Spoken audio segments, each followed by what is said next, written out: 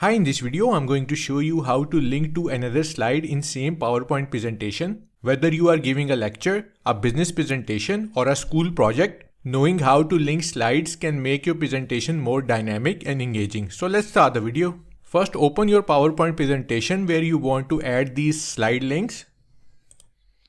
To link one slide to another, I will use textbox, but you can also add links in shapes or objects. Now click on the insert in the top menu. Then click on text box icon and draw it on slide. Now enter some text. Now right click on it and then click on hyperlink. A dialog box will appear. On the left panel, select place in this document. Here you will see a list of all the slides in this PowerPoint presentation. Simply choose the slide where you want to link to.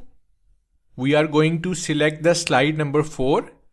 So select it and click on OK. Now we have created a link from this slide to slide number 4. Now while presenting, clicking on this text box will automatically take us to the designated slide.